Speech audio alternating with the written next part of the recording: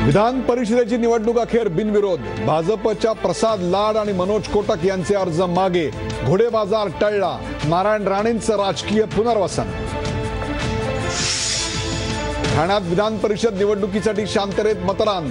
डावखरे विरुद्ध फाटक कडवी झुंज, तर शिवसेनेचा मतदारांवर दबाव आणल्याचा राष्ट्रवादीचा आरोप।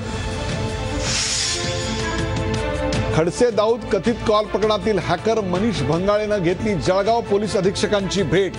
जिल्हाधिकाऱ्यांनाही भेटणार। दुसऱ्या स्मृती दिनानिमित्त गोपीनाथ मुंडेंना भाजप मुख्यालयात श्रद्धांजली। मुंडेंच्या स्वप्नातला महाराष्ट्र घडवणार, मुख्यमंत्र्यांचा निर्धार।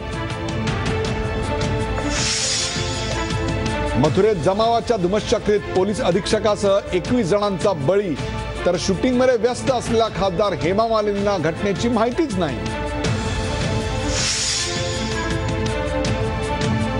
मेडिकल नीटचा इफेक्ट आता इंजिनिअरिंग प्रवेश प्रक्रियेवर।